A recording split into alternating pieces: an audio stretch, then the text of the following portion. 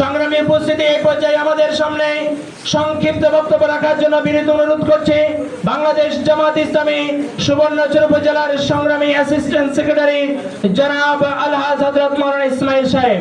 জনাব আলহাজ হযরত মাওলানা ইসমাইল সাহেব।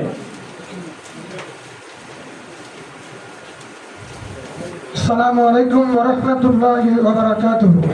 বাংলাদেশ জামাত ইসলামী সুবর্ণচর উপজেলার সরজুবলি ইউনিয়নের কর্তৃক আয়োজিত আজকের এই কর্মী সম্মেলনের সম্মানিত সঞ্চালক, সম্মানিত সভাপতি উপস্থিত রয়েছেন। আমাদের আজকের এই অনুষ্ঠানের সম্মানিত প্রধান অতিথি, নোয়াখালী 4 আসনের সম্মানিত আমাদের বাংলাদেশ জামাত ইসলামীর মনোনীত এমপি পদপ্রার্থী জনাব ইসাক খন্দকার পিএসসি সাহেব, উপস্থিত সম্মানিত উপজেলা আমির, সম্মানিত দায়িত্বশীল বিন্দু, আমার সামনে উপস্থিত ইসলামী আন্দোলনের সম্মানিত কর্মী ভাইরান, আসসালামু আলাইকুম ওয়া রাহমাতুল্লাহি ওয়া বারাকাতুহু। আমরা আজকের এই কর্মী সম্মেলনে উপস্থিত হতে পেরে আল্লাহ রাব্বুল আলামিনের দরবারে শুকরিয়া আদায় করছি যে মহান রাব্বুল আলামিন আমাদেরকে সকালে এই পরন্ত বেলায় আল্লাহ রাব্বুল আলামিন আমাদেরকে এই কর্মী সম্মেলনে উপস্থিত হওয়ার জন্য, ইসলামী আন্দোলনের তাকে সাড়া দেওয়ার জন্য, সাড়া দিয়ে এই সমাবেশে উপস্থিত হওয়ার তৌফিক দিয়েছেন। এই জন্য সেই মনিবের দরবারে শুকরিয়া আদায় করি, আলহামদুলিল্লাহ। সম্মানিত উপস্থিতি, বাংলাদেশ জামাত ইসলামীর সরজুবলি ইউনিয়নের আজকের এই কর্মী সম্মেলনে উপস্থিত আমাদের আজকের এই অনুষ্ঠানের সম্মানিত মধ্যমণি প্রধান অতিথি জনাব ইসাক খন্দকার পিএসসি সাহেব আপনাদেরকে গুরুত্বপূর্ণ আলোচনা দিবেন, নসিহত করবেন। এর আলোকে আমরা প্রস্তুতি নিব ইনশাআল্লাহ। আমাদের কার্যক্রম চলবে।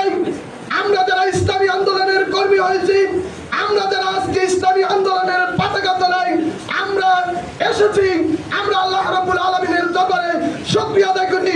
আল্লাহ রাব্বুল আলামিন যে অসংখ্য মানুষদের মধ্য থেকে আমাদেরকে এই আন্দোলনে সমবেত হওয়ার তৌফিক দিয়েছেন, এই আন্দোলনের কর্মী হওয়ার তৌফিক দিয়েছেন, তিনি যে আমাদেরকে আন্দোলনে আসার জন্য বাছাই করেছেন, আল্লাহ তাআলা আমাদেরকে আন্দোলনে আসার বাছাই করার তৌফিক দিয়েছেন। এই জন্য সেই মনিবের দরবারে আবারও শুকরিয়া আদায় করি, আলহামদুলিল্লাহ। সম্মানিত উপস্থিতি, আমি আপনাদের কাছে আজকের এই সম্মেলনে উদাত্ত আহ্বান রাখতে চাই। আমরা যারা আল্লাহ রাব্বুল আলামিন পবিত্র কোরআনে ঘোষণা দিয়েছেন, আল্লাযীনা ইয়াশরুনাল হায়াতাদ দুনিয়া বিল আখিরাহ ওয়া মান ইউকাতিল ফি সাবিলিল্লাহি ফায়ুকতালুনা ওয়া ইউকতালুন। যারা ইসলামী আন্দোলনের কাজ তারাই করতে পারবে যারা দুনিয়ার এই তুচ্ছ জীবনকে পরকালের সফলতার জন্য বিক্রি করে দিতে পারে। আমরা যারা এই আন্দোলনে শরীক হয়েছি, আমাদের জান এবং মাল এগুলি আল্লাহ রাব্বুল আলামিনের। অতএব আল্লাহ রাব্বুল আলামিনের জন্য আমাদের এই জান এবং মালকে সর্বোচ্চ কোরবানি দিয়ে সামনে আমাদের যে ভোট যুদ্ধ, এই ভোট যুদ্ধে আমরা যাতে উত্তম নাজরাকা, উত্তম ত্যাগ এবং কোরবানির মানসিকতায় আমরা ভোট যুদ্ধে চেপে উঠতে পারি, আল্লাহ আমাদের সকলকে সেই তৌফিক দান করুক, সকলের আমিন। সম্মানিত প্যারা হাজিরিন, আমরা যারা এই আন্দোলনে শরীক হয়েছি, ইসলামের পতাকা দ্বারা আমরা যারা এসেছি, আল্লাহ রাব্বুল আলামিন পবিত্র কোরআনে ঘোষণা দিয়েছেন, আল্লাযীনা আনফিরু ফি খিফাফা ওয়া সিকালা। আমাদের যা আছে, যার যা আছে, আমাদের যোগ্যতা, আমাদের হিম্মত, আমাদের সাহস, আমাদের অর্থ, জান মাল সবকিছু নিয়ে আমরা আল্লাহর পথে বের হয়ে যাব। আনফিরু খিফাফা ওয়া সিকালা ওয়াজাহিদু বিল্লাহি হাক্কা জিহাদি। সম্মানিত কর্মী ভাই, আসুন আন্দোলনের এই কঠিন মুহূর্তে এই জিহাদ ফি সাবিলিল্লাহর কাছে নির্বাচনী ভোট যুদ্ধে আমরা যাতে আমাদের জান এবং মাল আমরা যাতে উৎসর্গ করতে পারি।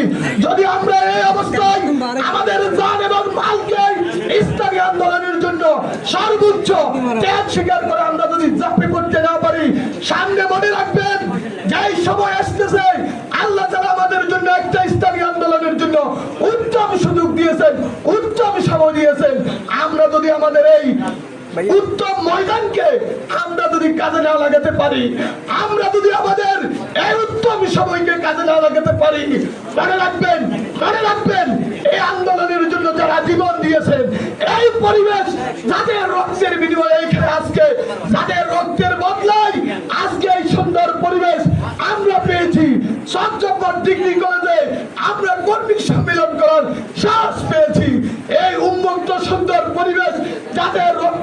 থেকে বঞ্চিত হয়েছে।